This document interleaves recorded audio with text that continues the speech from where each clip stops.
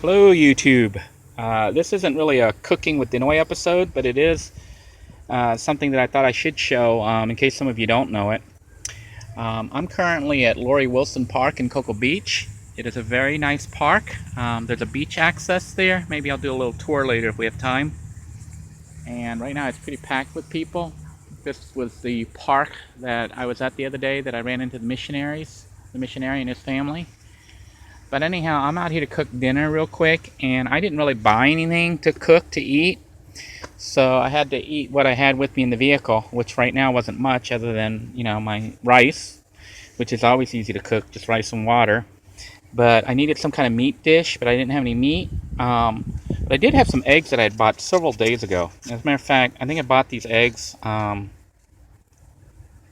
5 or 6 days ago.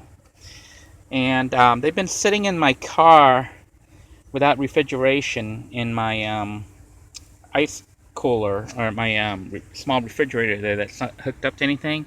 And I had stopped buying ice because it was getting too expensive. So I wasn't sure if the eggs would go bad that fast, even though I doubt they would. But wanted to show you a way to test eggs to see if they're good or bad.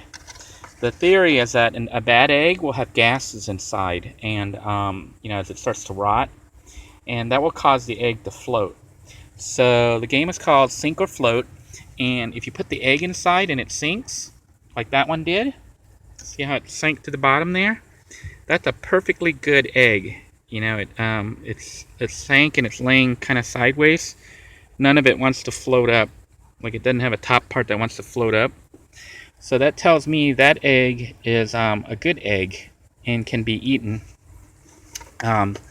I've already tested them all, by the way, but they're all good. But see, as I drop them in, see how they sink straight down and none of it wants to stay floating up? So that tells me these eggs are still perfectly good to eat. So I don't have to toss them, and I can cook up these eggs to eat with rice.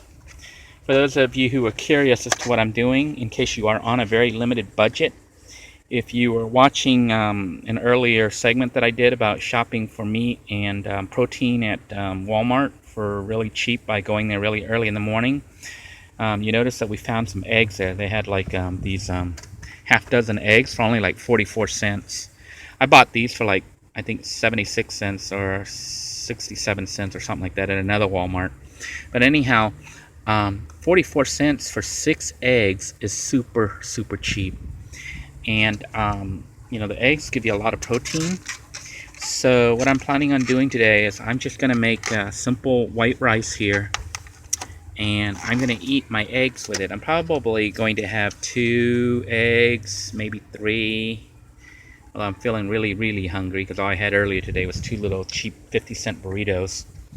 I might go ahead and have 4 eggs, I think. Probably go ahead and make 2. I don't want to get too fat. But I'm going to just basically let my rice cook, then bring the other rice cooker bowl back here, and put in some oil and fry up 2 eggs, maybe 3. And